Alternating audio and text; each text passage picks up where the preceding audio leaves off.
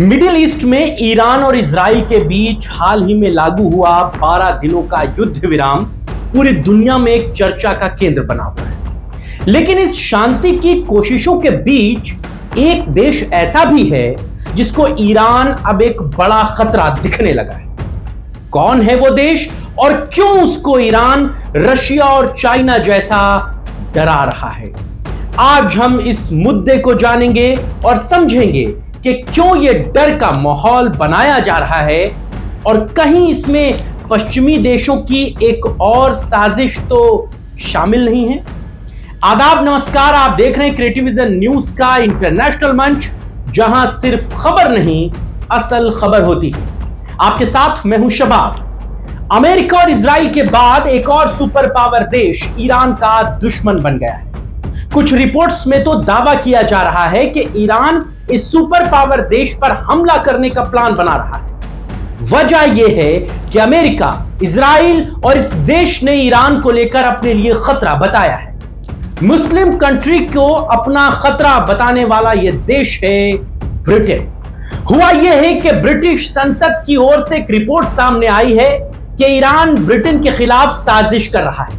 वो ब्रिटेन में हमला करा सकता है, जबकि ईरान धमकी दे चुका है कि अगर इजराइल के साथ ब्रिटेन खड़ा नजर आया तो वो भी ईरान के टारगेट पर होगा।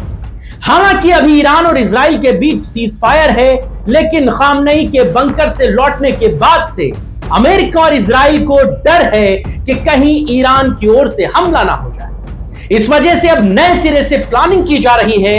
इधर नेतन्याहू अमेरिकी दौरे पर हैं, ट्रंप से उनकी मुलाकातें हो चुकी हैं, लेकिन इन सब के बीच जो सबसे बड़ी खबर है वो यही है कि ब्रिटेन ने ईरान से खुद को खतरा जताया है।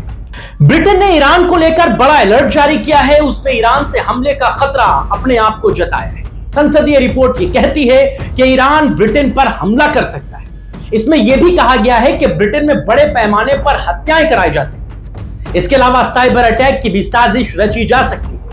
रिपोर्ट यहां तक कहती है कि ईरान ब्रिटेन के लिए ठीक वैसे ही खतरा है जैसे रूस और चीन है। 100 पेज की रिपोर्ट 2 साल में तैयार की गई है। इसमें ब्रिटिश खुफिया सेवाओं में काम करने वाले एक्सपर्ट और ईरानी मामलों के विशेषज्ञों से जानकारियां शामिल हैं। ईरान के बारे में लिखा गया है कि ईरान यूके में रहने वालों पर वुल्फ अटैक करा सकता है। हालांकि ईरान इन आरोपों को सिरे से खारिज करता है। ईरानी विदेश मंत्रालय ने इसे पश्चिमी देशों की दुष्प्रचार नीति का हिस्सा बताया है। इसका मकसद ईरान को अंतर्राष्ट्रीय मंच पर बदनाम करना है। ईरान कहता है कि वो हमेशा से शांति का पक्षधर रहा है, लेकिन अपनी संप्रभुता, अपनी आत्मरक्षा के अधिकार से समझौता कतई नहीं करता। ईरान कहता है कि उसका परमाणु कार्यक्रम पूरी तरह शांतिपूर्ण है और ऊर्जा उत्पादन के लिए है, लेकिन इजराइल और पश्चिमी देश इसे बार बार सैन्य उद्देश्यों से जोड़ते हैं।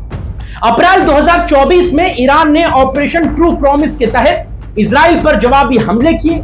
जब इजराइल ने सीरिया में ईरानी दूतावास पर हमला किया, उस वक्त भी ब्रिटेन ने इजराइल का साथ देते हुए ईरानी ड्रोनों और मिसाइलों को रोकने में मदद की। ईरान यही सवाल उठाता है कि जब वो अपनी रक्षा करता है तो उसे आतंकवादी करार दिया जाता है, लेकिन इजराइल के हमलों पर पश्चिमी देश चुप्पी साध लेते हैं। 15 जून 2025 को ईरान ने ब्रिटेन और अमेरिका को चेतावनी दी थी कि अगर ये इजराइल का समर्थन जारी रखते हैं तो इसके गंभीर परिणाम हो सकते हैं। ईरान कहता है कि वो युद्ध नहीं चाहता, लेकिन अगर उसकी संप्रभुता पर हमला होता है तो वो चुप भी नहीं बैठेगा। इसके बावजूद युद्ध विराम के दौरान ईरान ने शांति की दिशा में कई कदम उठाए, लेकिन इजराइल ने दावा किया कि ईरान ने युद्ध विराम का उल्लंघन किया है, जिसे ईरान ने साफ तौर से खारिज किया। ईरानी अधिकारियों ने कहा है कि यह आरोप युद्ध विराम को तोड़ने और क्षेत्र में तनाव बढ़ाने की साजिश का एक हिस्सा है। ब्रिटेन की खुफिया रिपोर्ट में साइबर हमलों और ब्रिटिश नागरिकों के खिलाफ साजिश के आरोपों को भी ईरान बेतुके बयान कहता है।